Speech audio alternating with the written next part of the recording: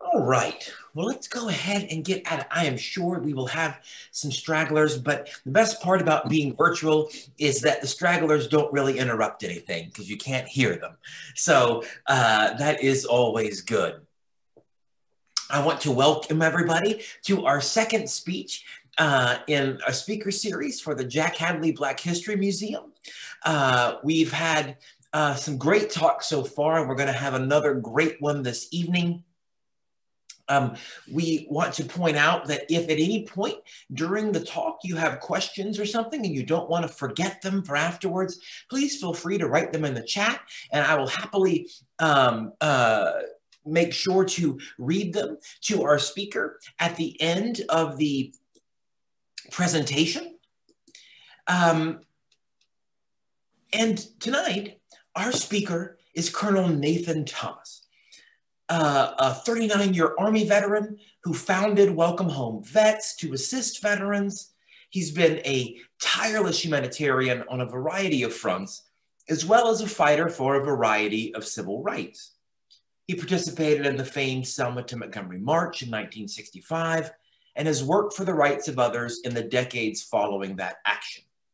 We're lucky to have him here this evening, where he will talk about the Buffalo Soldiers. Please welcome Colonel Nathan Thomas. Thank you very much. Can everybody hear me okay? Just a nod if you can hear me. Okay. Let me start this by simply saying when I grew up, there were no heroes or sheroes that I knew of that was a Black, except I had a mom who had a third grade education. She taught me about the Buffalo Soldiers and also the Tuskegee Airmen. Now, we lived at that time in Birmingham, Alabama, so it became a fascinating story when you think of it in terms of being taught history by a person that only had a third grade education. But she was relentless at that, and that got me motivated to think later on in life about tracking down, finding out as much information as I can. My direct involvement was at Fort Leavenworth with the Buffalo Soldier there with Eddie Dixon and Commander Carlton Philpott. And the request had come from General Colin Powell to help him any way I could, photography-wise and video-wise. So I brought down a crew of 12 to photograph that whole momentous occasion. And I'll talk about that a little later, but just to give you a reference point of how I've been involved in it, we received the stature that my buddy and friend there, Jack Hadley, has, because she had to do $100,000 worth of work, and there were only like 50 some statues. And we were able to get one of all the work we did through the help of our 3M Corporation, where we put out over 100,000 books to anyone who contributed over $10,000. So the project was a success, and as you can see, the statue, which I'll show you in a little bit, went up in at Fort Leavenworth. Eddie Dixon was the one who created the statue, who's one of 4 recognized certified sculptors, Black sculptors in the whole United States. And when you think of sculpture, you don't really think in terms of race or color, but for me, it was important to see someone who looked like me design something that represented me. And with that, Eddie designed a beautiful statue, 16 feet high. We recorded everything there, and we gave a copy of that to General Colin Powell. Now, what I'd like for you to do is either think or get you a piece of paper and divide it in half. And here's why. Let me tell you why, and then if you want to stop to do that for a second, you can. It's always said that an apple does not fall far from the tree. So what I ask people to do is just draw. It doesn't have to be a beautiful tree. Just grow it with the branches. From that one tree, you'll see how all this ties into what we are talking about, because there are many parts of this that goes back to that tree, and the tree would be the Buffalo Soldiers. They were Afro-American soldiers who mainly served on the Western frontier following the American Civil War. In 1866, there were 6 all-Black cavalry and infantry regiments that were created after Congress had the Army Organization Act, and that was to say they had 177,000 Black troops that they really didn't know what to do with. So under this Organization Act, they took the 9th, 10th, and the 38, 39, 40, and 41st Infantry regiments and put them together. They later combined the last four into two, which is the 24th and the 25th Regiment. Now, what we will make reference to is that out of that, and no one knew this, and it's funny when we talk about task and purpose, and I certainly believe when God has a task for you, there is a purpose. You have to be able to find out what that is. Once that purpose is fulfilled, then your time is fulfilled. I made it seem like harsh, but as a soldier, a former soldier, I will tell you, any life in the military is harsh. I don't care if you are dumping water, it's still a hardcore situation, especially under certain wartime conditions.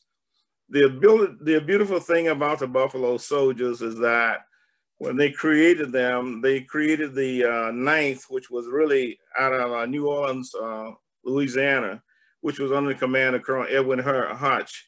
The 10th was created, of course, in, make sure I get this right, they were created in Fort Leavenworth by Colonel Benjamin Harris Garrison.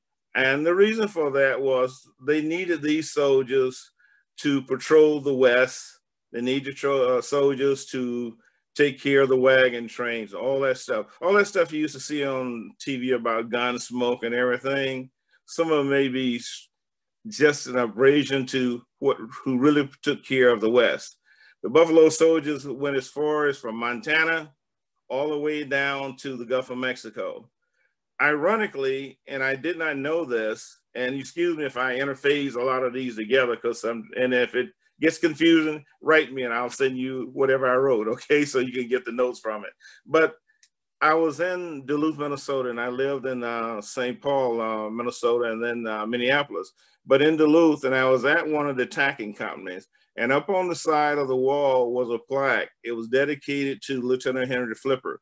Apparently, after he got out of the Army, he basically went there in engineering, and that's where you get your taconite from, up in Duluth, Minnesota. We did not know that, and it was purely accidental. And then I read his book and found out that he certainly was there, indicated there that he was there, and shared some memoirs in his book about it. But their job was basically to patrol the West. They were the law. The problem was, once they got through doing the law end of it, these were the same guys who protected these folks and went to the restaurants or whatever they had to get food, who would not even serve them, nor give them water. The tragedy of that, as we have always known about being in the military, that if a person of color, sometimes the standards play out different. Not that we want it to, but because of the people who are in control, the power and the privilege. And so for me, the Buffalo Soldiers stood out because of my mom, but it also stood out because of such a great job they did. And they still have not been really recognized for all the important things they did in the West. They protected the railroad, you know, and at that time, the Chinese and blacks worked on the railroad. And most people don't even realize that. They established in this country the strategical planning for what is now the things that we honor, we love, and we cherish. Charles Young came out of that as a Buffalo Soldier, a magnificent guy, a third graduate of West Point. His ability to go out and command and get things done was extraordinary, especially in his day and time.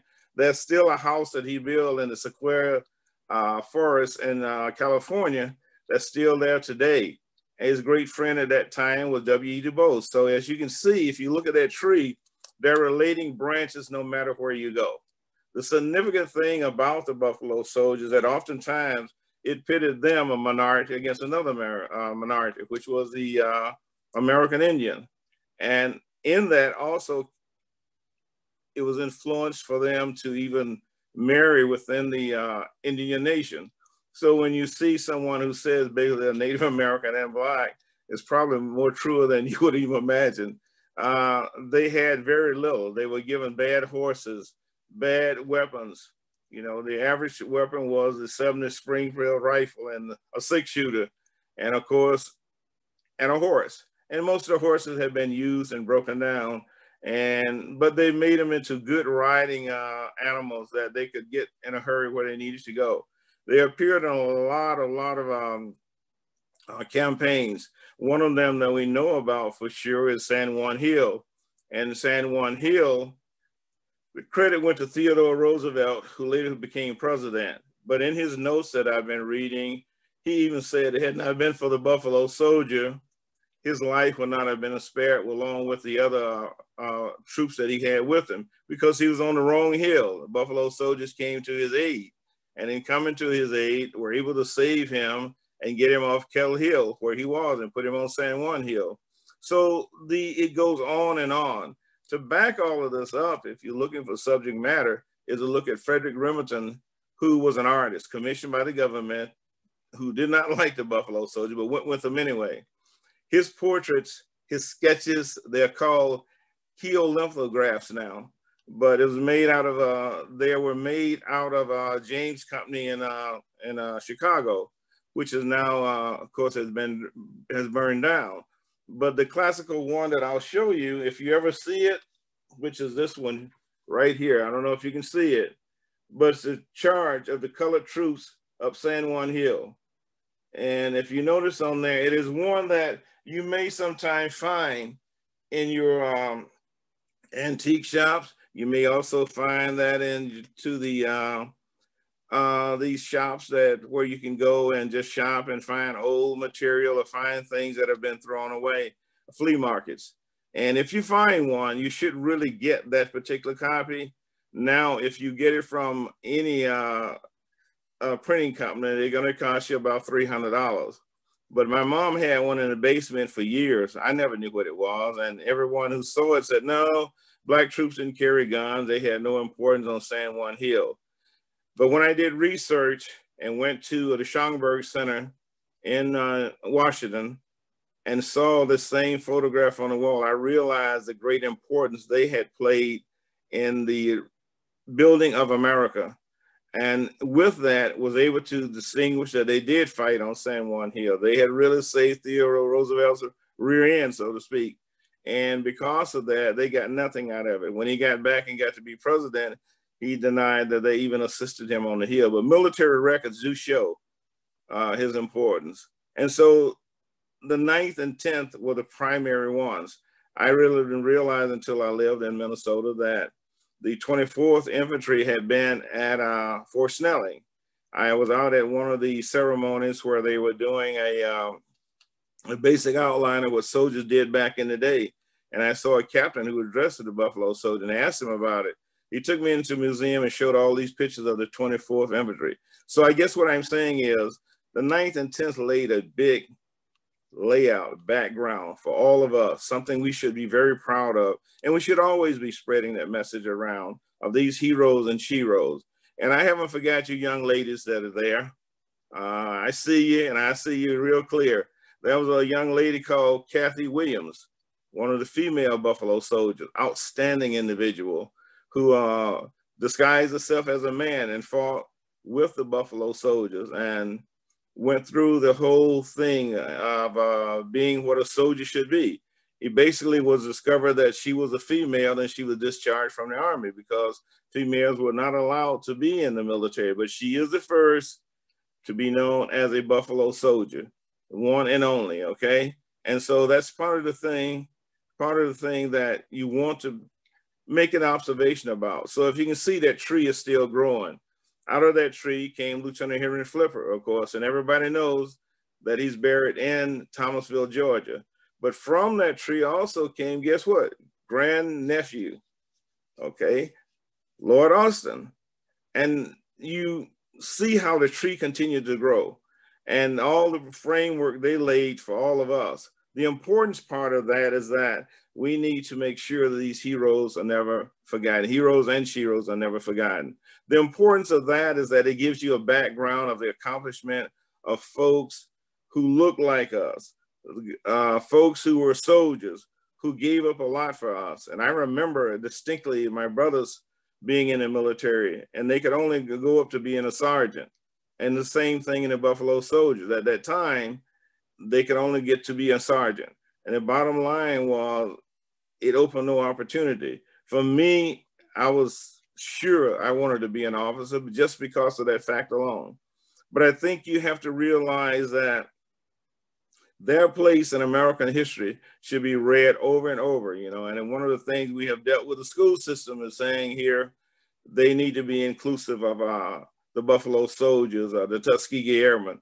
The amazing thing, I was able to interview the oldest living Buffalo soldier when I was at Fort Leavenworth, who was at that time 99 years old. He lived to be 111 years old, which is Mark Matthews, and he died in Washington, D.C., and he's buried at Arlington. So all these things are connecting things, you know, and interviewing some of these old soldiers. And as Eddie Dixon said, when he built the statue, he simply said these old men came out and they were crying. They had tears in their eyes because the soldier looked so real, like he was getting ready to ride off into the distance. The pool was made to look murky because people complained about the water's murky, it looks dirty, because he said in his own words that he wanted to be murky. He wanted for you to see it as we're not sure what will happen in the future. And so for us, when we visit there or we go back, we often remember the words of Eddie Dixon that, you know, we don't know what the future is like, but we have to build it ourselves. And certainly one of the key things is out of this West Point came Henry Olsen Flipper, you know, John Alexander, who came out 10 years later. Then we have the class of Charles Young, and then, you know, Benjamin O. Davis. And so all of these folks had a tie-in. The thing about Mark Matthews is a significant, that died at 111, is that when he was taken out of the service, he was told that he could go join the Tuskegee Airmen. He tried to, but because of his age, they would not allow him in. So as you see, history has a tie-in. There's a tree that lines its branches with just heroes and sheroes everywhere you look. And we need to be aware of that and never forget that. It's too bad that the only time we look like we celebrate this is at Black History Month.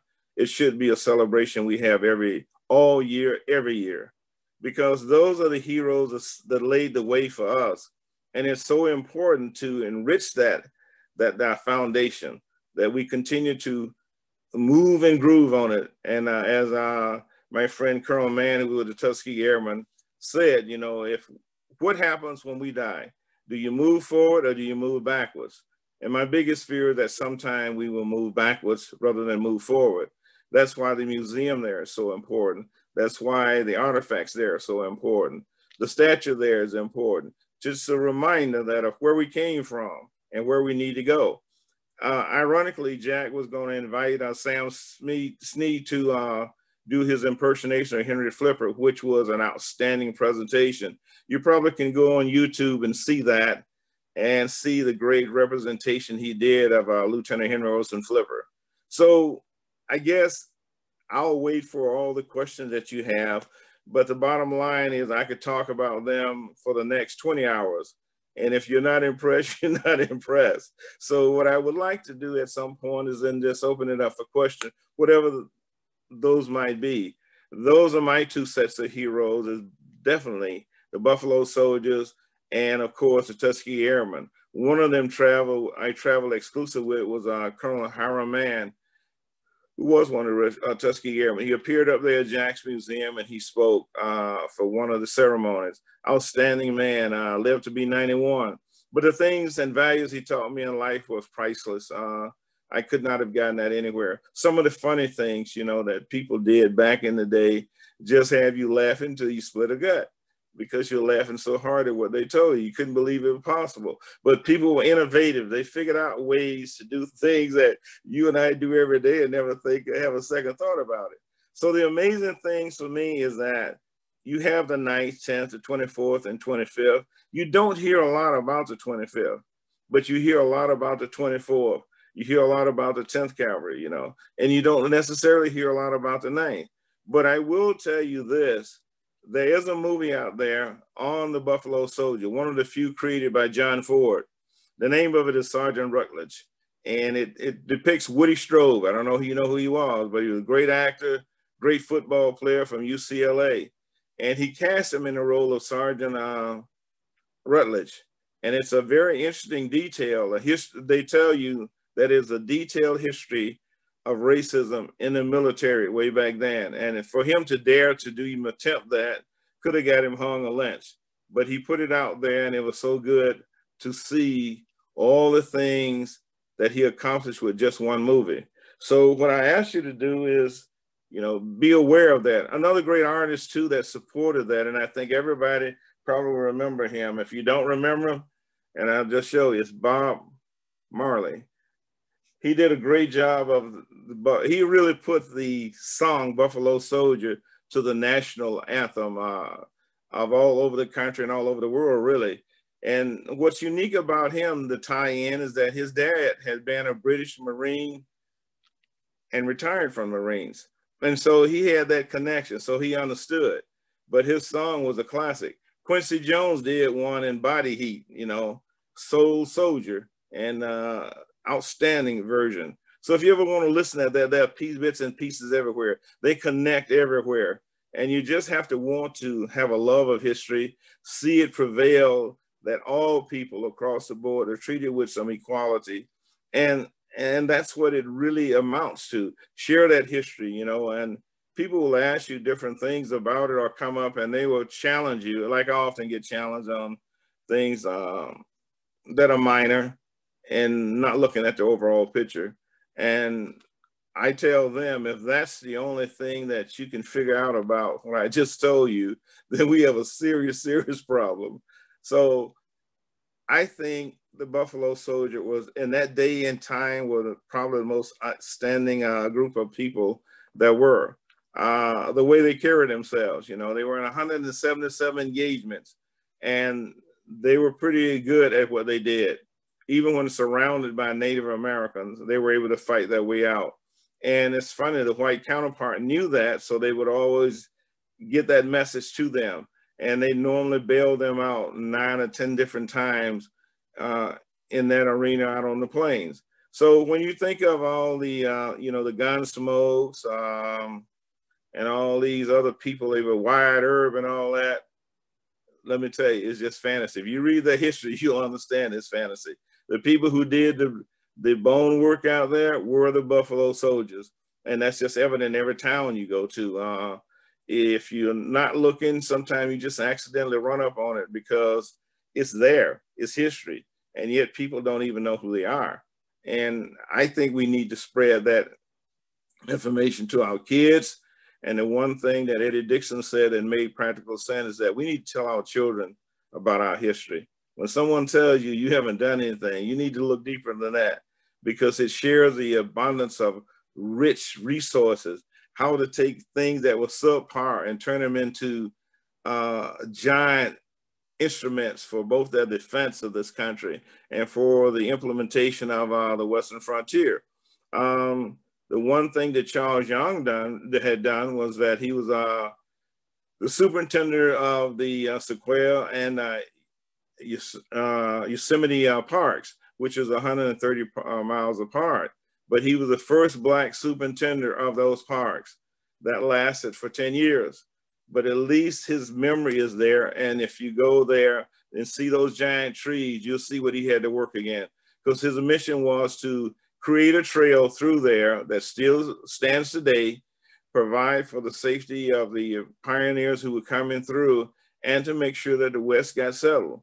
I think that's a deep job for any of us who ever been in the military to be able to accomplish that. I think some of the things that came out there were very famous people. Of course, Charles Young was, and of course, he never got to be general because of the racism.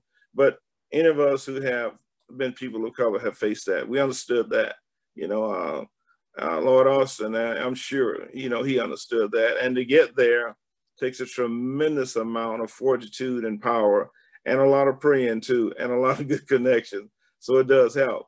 So the bottom line is, for me, the Buffalo Soldier, the standard bearers of what the military should be, what it has been, and what it will always be if we serve according to our forefathers and those who've come forth and put in the time, the energy, and the work. And certainly they did the task and that purpose when it was to finish in 1944, when they decided to give the integration of the service, and that really didn't happen to 1954. A little after the Korean War, it implemented change. and then they dissolved the units that were there. But I had a friend of mine who lives in Rhode Island who actually commanded a Buffalo Soldier unit in Iraq. I did not know that. I didn't know they existed, but I guess there's a faction of them that still exists there. So they're still doing the work. And as you can see, if you look at that tree and look at all the people that sprouted out of that tree, it makes perfect good sense to say the apple did not fall far from the tree. So with that, I've talked too much, so I'll let you, if you have questions, ask the questions, and maybe I can answer. I'm not the best speaker in the world with this, but I'll try to give you the information that I have that will help you get where you need to go. Thank you so much. That was excellent. We have a question from the chat. You mentioned that the Chinese also helped build the Western Railroad system with the Buffalo Soldiers. Did these minorities work alongside the Buffalo Soldiers, or were they assigned separate segments or regions of the railroad? It depends who were which mining company or a railroad company was in charge of it. Many of them worked together. Sometimes they did isolate them because they thought if they had the power with tools and weapons, they would turn against the people who own the company. It depends on what part of California. You would find that the, as they call them, coolies back then, and the smoke Yankees, which were black, Buffalo Soldiers, they worked together. It did create friction, yes, but they did work together. Excellent. We have another question asking about the origin of the name Buffalo Soldiers. You know that the natives gave them, but do you have any insight into the name? Well, from what I've read and discovered through the annals of the military history, there are several different theories on that. Many of them came from, well, they had dark curly hair like the buffalo, which the Native American respected.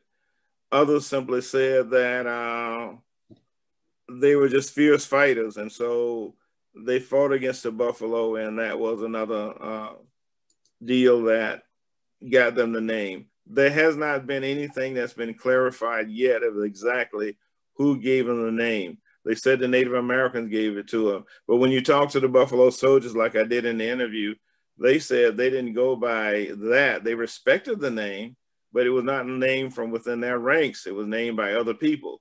So to date, we're still trying to figure out where the actual name came from. And I guess it's been satisfactory to the Buffalo Soldiers when I talked with them that they were named that and they respected that, but it wasn't one they gave themselves.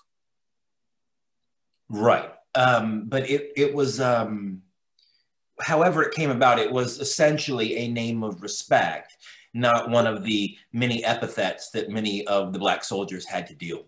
Right. It was definitely a sign of respect. And they were okay with that. It's just that here again, when we talk about some of the groups, we have to realize where the name came from. As much as we do with the Tuskegee Airmen and the Red Tails, you know, we have moves to the Red Tails. When I talk with the Tuskegee Airmen, they say they don't know where that name came from simply because they didn't have any paint to paint any. The tails red in the war. So they would laugh. They said, we don't know where it came from. We didn't have anything to do with it. And, you know, people say, well, yeah, we had the red paint, so we painted the tails of the planes red. But none of the Tuskegee Airmen even realized that. They said, that's not what we understood. Did you find that the Tuskegee Airmen had a knowledge and an affinity for the 19th century Buffalo Soldiers, that they were very much aware of the historical line that they were in? They had a great respect for the Buffalo Soldiers. In fact, before he passed away, Hiram Mann, who's a lieutenant colonel who flew the P-51, simply said he kept an image of them in his cockpit of the plane he had because they were such valiant fighters, and that's where they wanted to be, as valiant a fighter as the Buffalo Soldiers were. They have often, I've often read where they have been surrounded by, outnumbered 3-1, and still wind up winning the battle. So you know, that's bravery, you know, and a lot of them were injured pretty badly. And then when they got out of the military, they gave them supposedly a disability pension, but most of them said they never got it. So here again, you know, you can take a look at that and see where the system failed them. Absolutely. We have another question from the chat. Can you comment more on the rescue of Teddy Roosevelt at San Juan? Right. As it was closing down with the war, the Civil War, etc., and then we started a war, well, of course, down in Cuba, and they didn't have enough troops, so they had the 9th and 10th follow up with being the support troops, supposedly support. They actually were not support, because when they got there, they were certainly in the fight for their lives, along with the other soldiers that were there. The problem was they came out with the Gatling gun at that time, and they had used that against the Spanish. But the Spanish were in an entrenchment that had buildings that were made of solid stone. So while it penetrated the building, it did very little to the troops themselves. So they had to overtake the hill. Teddy Roosevelt went up the wrong hill, and with that, he had to call for reinforcements. Well, the Buffalo Soldiers knew where they were, and Teddy Roosevelt was on Kettle Hill, and he should have been on San Juan Hill. The difference in that is approximately a 5-mile radius. And so they came to his rescue, saved him, brought him off to the right place, and saved his life. And he wrote a whole disposition on how thankful he was to the Buffalo Soldiers and their commitment to being fierce fighters. But when he got to be president, he disavowed any of that. But his military records do show that. So does the records of Custer. Custer's wife, of course, was the one who made Custer famous, and the books that she wrote after his death. If you ever go to West Point, you'll find one of the curious situations that at least I've ever seen. Custer is buried at the top. His wife is buried at his feet. And I've never seen that any grade. His wife and the husband have always been side to side. The problem with that, she made him the romantic that he was. Custer was the worst in his class at West Point, you know, and he wouldn't follow orders. And of course, they gave him the assignment of having the 10th Cav Buffalo Soldiers assigned to him, and he refused to take the command. Well, I think he might have if he had realized there were that many Native Americans out there waiting on him. So basically, they were fighters and very good fighters. Because of that, we have Guantanamo Bay in Cuba that's still our property. Part of the deal with Spain was that we would accept that after we won the war in Cuba. And so it was because of the Buffalo Soldiers that we do have that.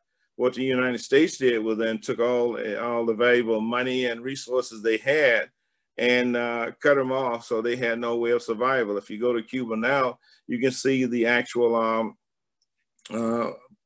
output from that. And so there's just connection after connection. But they won 17 medals of honor on San Juan Hill, you know, and which is extraordinary for a time when blacks were not getting the honor themselves. So and they prided themselves on that. And everyone I interviewed who had been there has said it was never about earning medals. It was about defending the country, proving that they were good troops. And Teddy Roosevelt reneged off what he told him. He said, when I got to be president, I was going to recognize all of you, the whole works. It never happened. So hopefully that answered who asked that question. Whoever asked that question, let me see that hand. Aha, I thought it was. Okay. Did that answer your question, ma'am? Okay. But go ahead.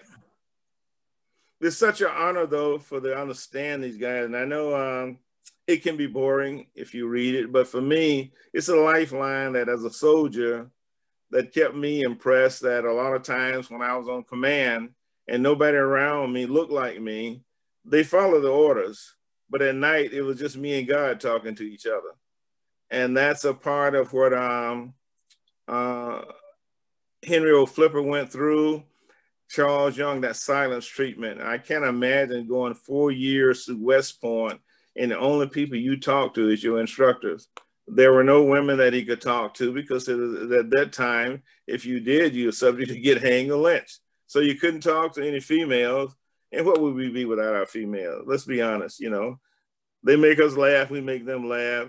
They tell us we're full of it and we say we're not, but that's okay. You know, we go on and we enjoy life. So the bottom line is, I can't imagine enduring that for 4 years, you know, and still coming out and commanding troops, because troops back then was commanded by white officers. It was only till Flipper came out and graduated from West Point that he was given the command of the 10th. And the same thing with Charles Young, you know, and all of them went on to have great careers. Flipper especially, even though they took away what should have been a lengthy time of service, the stuff he did in engineering, the laying out the borders of Arizona and New Mexico is just impressive. You either have to be brilliant or you have to have that drive that most people don't have. The thing what he did with mining, you know, he's commissioned by the government. The same government that took away his commission and put him out, discharged him, was the same one who wanted him to do the mining, who wanted him to do the outlay of Arizona. And I'm sure the people in Arizona probably don't even recognize that. And he always said, you know, I can always believe, and that's from his book, I can always believe that I did a great service. And those things he would not have accomplished if he had stayed in the military. Charles Young was an ambassador to Libya and all these different places. He did such a great job. And yet, you know, he couldn't get promoted to a general, which is a shame. And we let those lie low, and we should be elevating them up. What Jack is trying to do with Lieutenant Flipper, get a stamp. I'm just amazed at, and I have written several letters to the Vice President talking about this should be updated, especially with the 28th Secretary of Defense as in the government, as nothing better than a legacy to say, you know, now we can elevate this up. We should do this because it's the right thing to do. It's just unbelievable the accomplishments that he put forth, and yet there's no recognition for it. And I'll tell you a story to all of you, and you can think of this what you want. You can think I'm crazy or not. I was coming down to visit Jack Hadley, and him and his wife were somewhere. I forgot where they told me he was, but I went by the graveyard and I bought a brand new truck. This is fact, and you may think I'm crazy, but I stopped in to see Flipper grave, which is in Magnolia Cemetery. And I was talking there and praying and talking, and all of a sudden the sky got gray. Everything went completely dark. So I said, oh boy, I don't like this.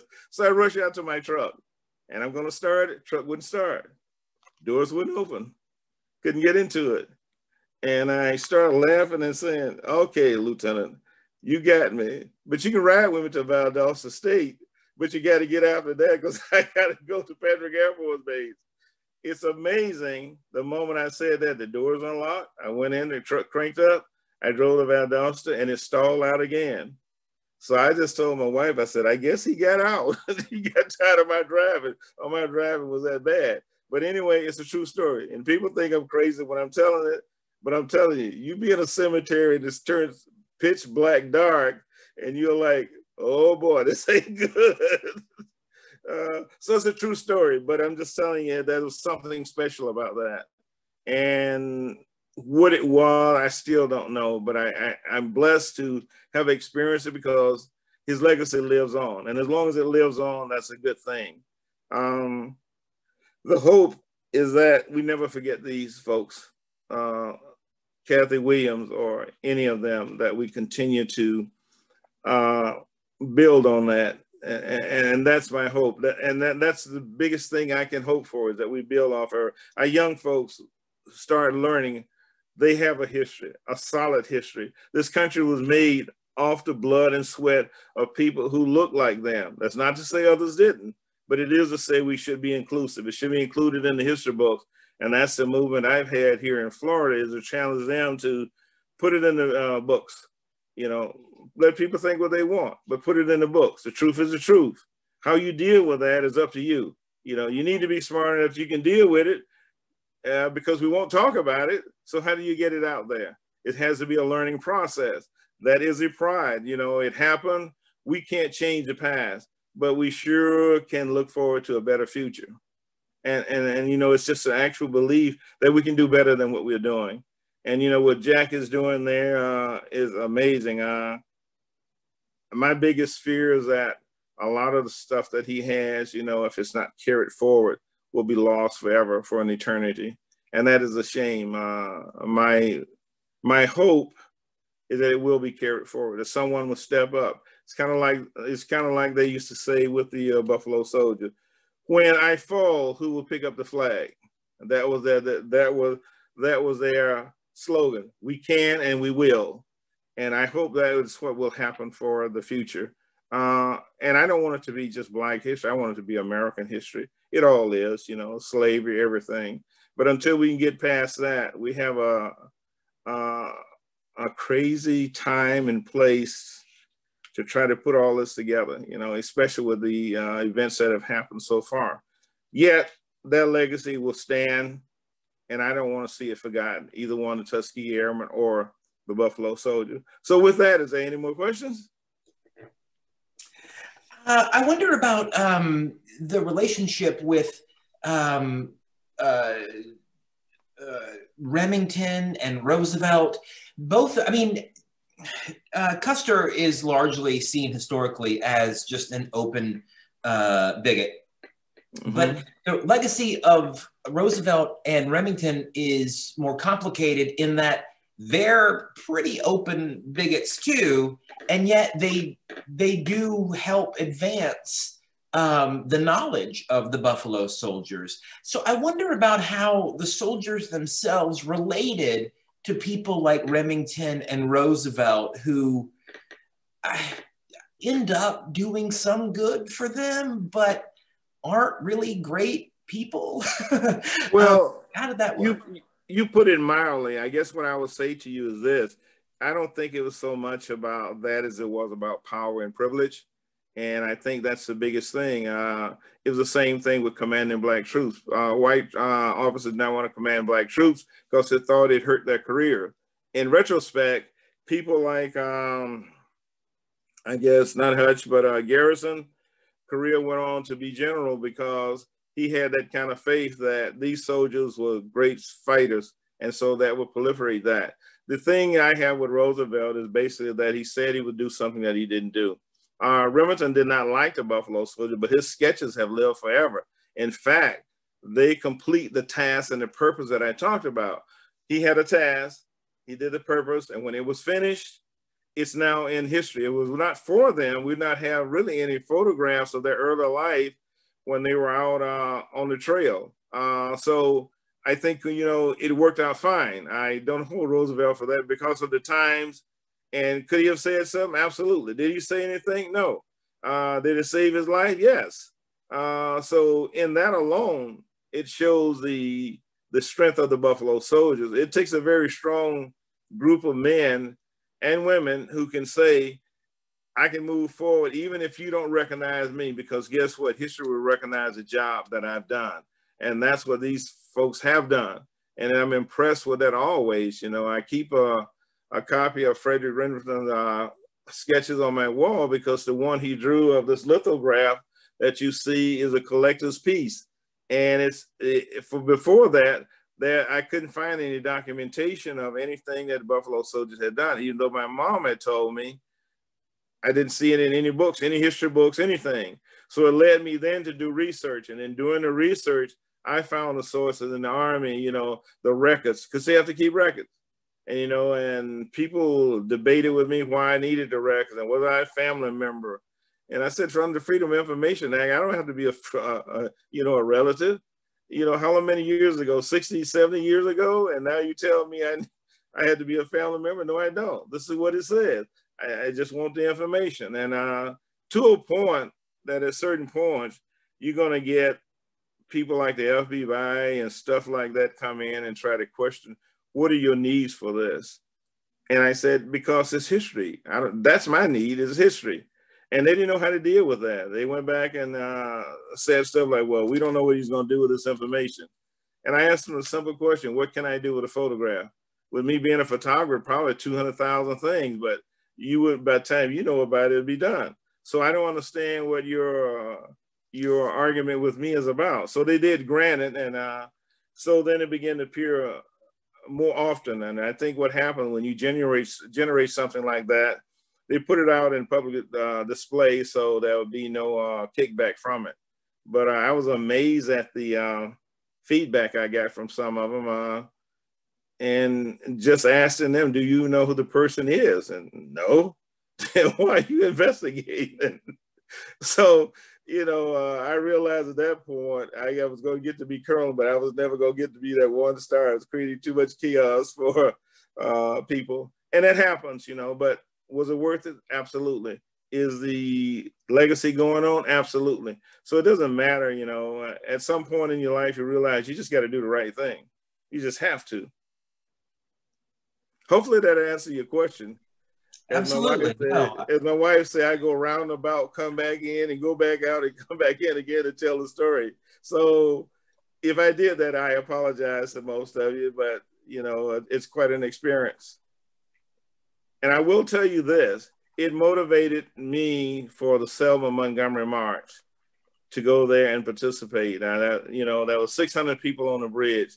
Fortunately, I was one of them. And I say fortunately because I really didn't know what a beating was until I got there. And these policemen with metal batons. But it was because of them, Hosea Williams, who had been in the military and who had been hurt, and he was one of General Patton's tankers, and all his members had lost their lives except Hosea. And then he went to Selma. Well, I'm sorry, to Birmingham, and almost got kicked to death because he drank out of a white fountain. So he had to deal with two different things. And he became my hero. You know, he stood right beside John Lewis. But it also gave me the strength and determination as a youngster to know there's some things that are worth dying for. There's something worth marching for. And we did that. And then because of that, the Civil Rights Act was passed.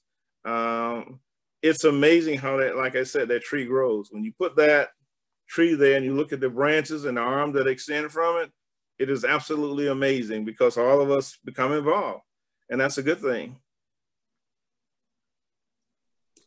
Absolutely. Mr. Wilson, do you have a question? Yes, Colonel Thomas, I just want to kind of go back toward the beginning where you had mentioned about the Chinese and the Buffalo Soldiers working on the railroads. So the railroads back in the West, at that time, they were considered part of the critical infrastructure of our fledgling United States, correct?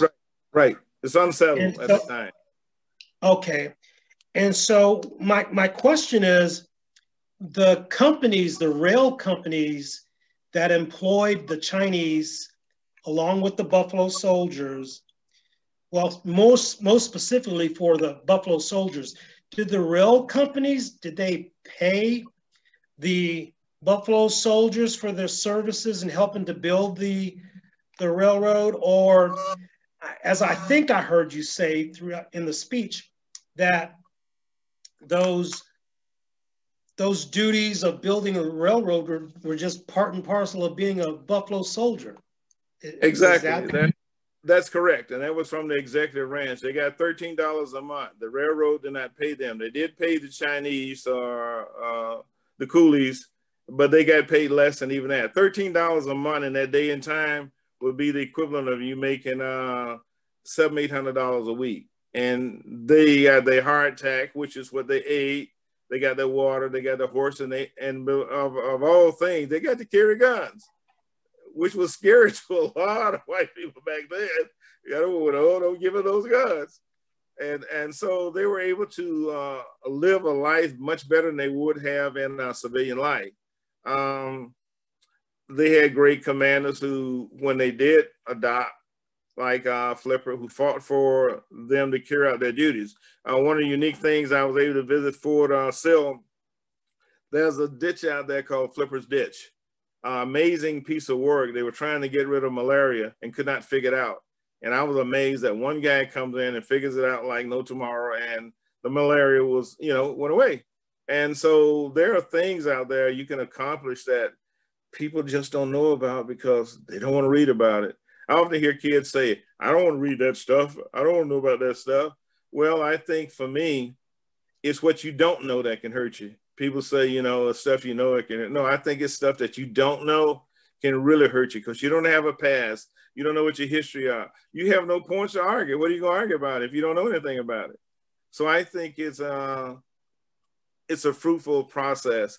In answer to your question, though, and it's simple to say this: the railroad paid the coolies, but they paid them at a very minimum. Okay, at the time, a large part of California and other areas, Arizona, New Mexico, was not developed yet. They had got that through a purchase, with Spain and some of the other countries, and so it had not been settled. What were the border lines? That type of thing. Okay, so with that, they were able. Flipper was able to lay out the outlines of those states, along with California, to what it is today, and it still stands. That's some reckless, Wow. way of looking at it. And if it stands today, it must have been pretty good. Yeah. But in answer to your question too, they were paying them, the Army, that because guess who was then primary in the East and in the South? W.E. Du Bois and Booker T. Washington and George Washington Carver. I mean, they were starting, Tuskegee, and of course, W.E. Du Bois was outspoken about almost everything. If it wasn't right, he was on it. So basically, it's because of their influence, they had to deal with it. And then what they did was a marvelous thing. They put stuff in the black newspapers, and blacks started saying, hey, this is not right. Do it right. And because they had the Pittsburgh Courier, places like that, that were black newspapers run by black. It was put out there. When it was put out there, they had to really look at it and see how they can make an impact because people were pressing them to do the right thing. So those are some of the things that caused the land grants and also caused them to get paid. Kathy Williams got paid, for her work. Unfortunately, they didn't give her a disability claim, and she lost her toes to diabetes and some of the other causes of diseases back then. Stuff that now, we look at it and say, well, there's a cure for it. Back then, there wasn't. So she died from that. But her service is impeccable, and so we recognize that, and so I hope I answered that question for you.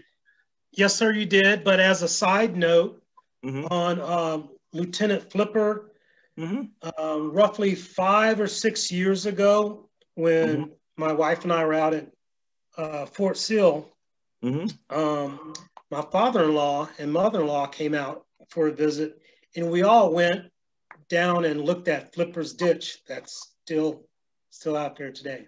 Cool, is it? Okay. Absolutely. Oh, all right. Yeah, good. Any more questions? Does anybody have any other questions? All right. Well, yeah, before you leave, go ahead. Yeah, I just got one question, Colonel Thomas. Elaborate on the Bicycle Motorcycle Club, Bicycle Buffalo Soldiers, the Motorcycle Club, and the Horse Cavalry. What? Share with me how did do you record how the bicycle one that took place? How was that? Yeah, that was basically when they were getting ready to go to Cuba. Some of the terrain, if you ever been to Cuba, we went. Where did I go? 3 or 4 years ago, before this embargo type thing. The terrain is tough to ride on if you don't have a horse. And what was, I guess, an item is that somehow the horses all got left behind, but the Buffalo Soldier was set there. So what they did was they purchased bikes and they had some of them with them. So, and it was a trial, it was a kind of a trial run to see if it would really work on terrain. They used these and they were able to get around much quicker than they actually were with the horses. So the motorbikes that came out is another way of saying we have horses, but they're mechanical horses. the group I had in Minnesota, when we trained on real horses, the kids, and it was successful because the kids had to take care of the horses, and they didn't realize it took so much maintenance on a horse. But for what we told them and said, you know, the horse is going to only do you the way you do him. If you don't feed him, guess what? He's going to kick you. You know, if you don't treat him right, he's going to hurt you. So the kids had to get up at 6 in the morning, which most kids hated, would get up, brush the horse, take him out, put a saddle on him and ride him. But what it gave them was some discipline that parents did not expect. But the bicycles actually came in the Cuban experiment. And they kind of list that as they were the first one that were known to ride bikes there. Although one of the world-class cyclists rode a bike in the early Olympics, you know, and won first place. So it was just a trial by area to see where they would go. And I think most of it probably showed up because they left the horses, they didn't know what to do with them. To get to where they needed to go, they had to have some form of transportation. Gotcha. Thank you. Mm-hmm. Okay. That's excellent. Any more questions? Remember, I'm 75. You don't ask now. I'm not sure where I'm going to be tomorrow. Well, we can't thank you enough, Colonel Thomas. That was absolutely wonderful and informative.